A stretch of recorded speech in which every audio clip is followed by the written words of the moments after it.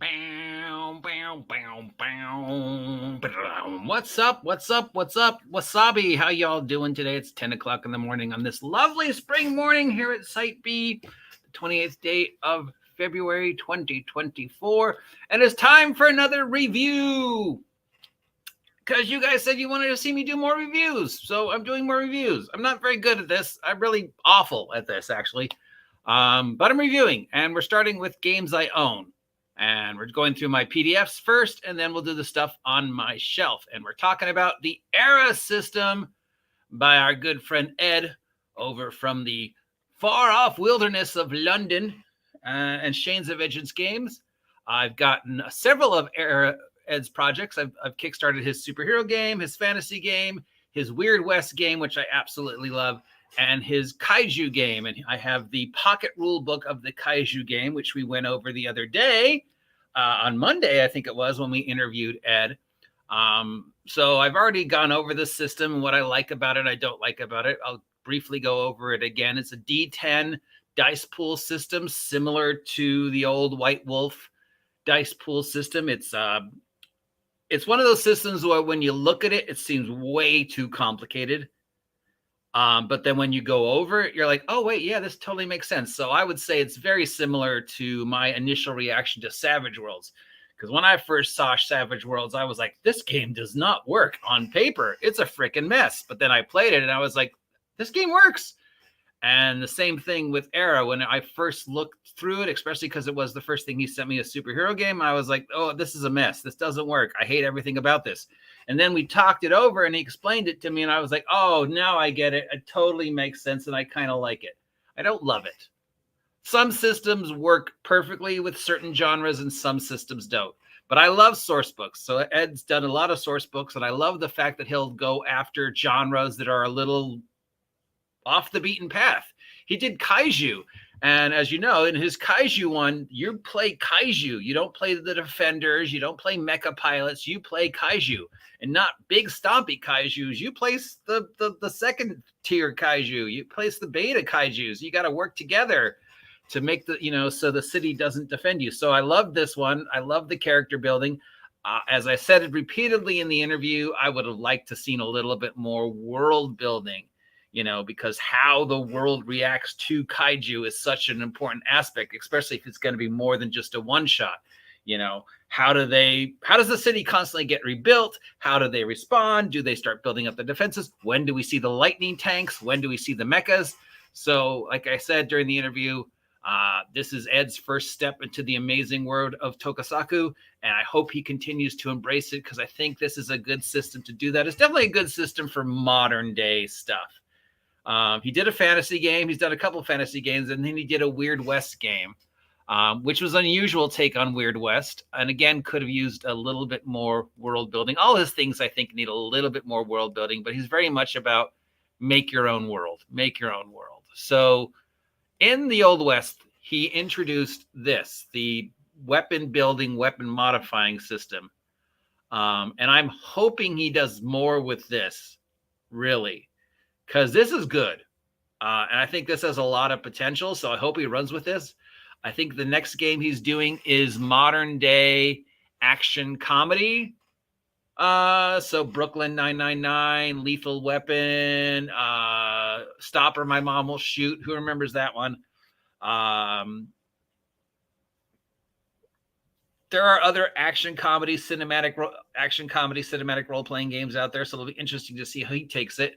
And hopefully he'll reintroduce this for more modern day. And then when he does do Tokusatsu era giant mech, era Sentai, era, super military, because we want to see the lightning tank, right? I mean, you can't do kaiju and not have a lightning tank. This system will be more developed because I really like this system.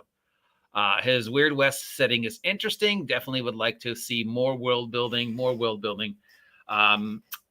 But he has introduced, as you know, a pocket version of the rules, which we first saw in Era Kaiju. And then we're going to see more of that. He's got a how to, DM build games book coming out next, which I assume will have more of the pocket system.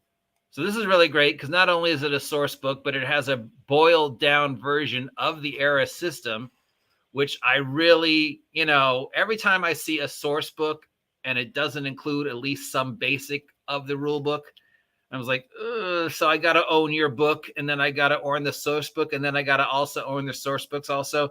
And you can say, well, GURPS did the same thing, but GURPS tended to include the quick start rules with the source books, and also, it was GURPS, so it was pretty easy. Now, GURPS has, with GURPS and Osprey Publishing have held the championship of best source books. I mean, without a doubt, the GURPS source books and, of course, the Osprey Publishing source books. Doesn't matter what game you're running, even if you're not using GURPS, look to see if they've done a source book, because chances are they've done a lot of the work for you.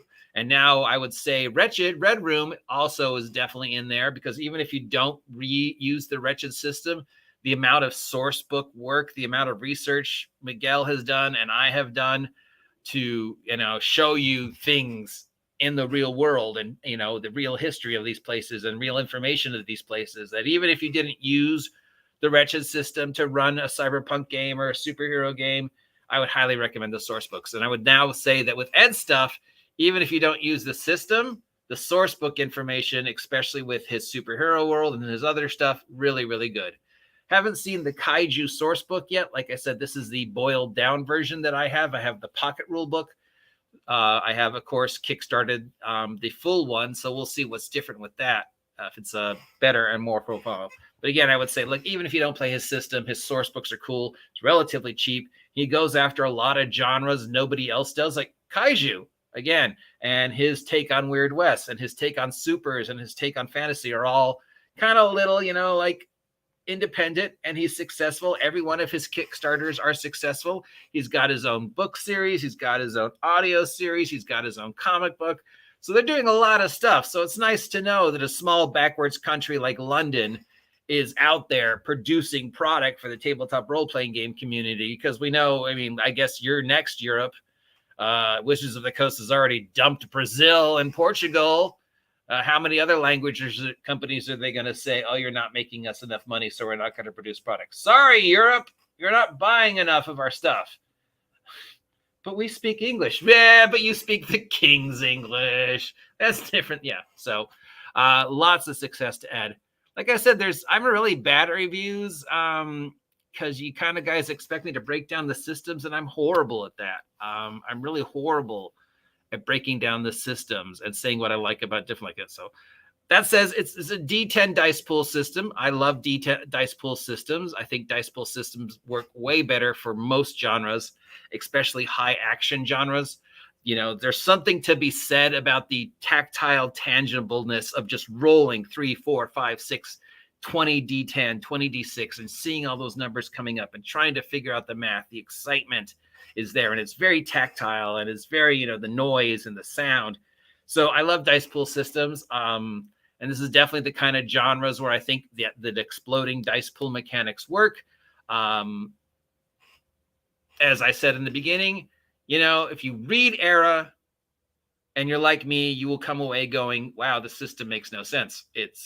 I don't get it. And then Ed had to explain it to me, and now I'm like, oh yeah, this totally makes sense. I'd rate it in my top 10 systems. Not in the top 5, but definitely it's a good D10 exploding dice system. And now that he's broken it down even more with the pocket rules, now it's like really approachable and really like, oh yeah, okay, exploding dice, D10 dice pool system. The more dice I roll means the more successes. Successes mean yeah, blah blah. And then he adds new specific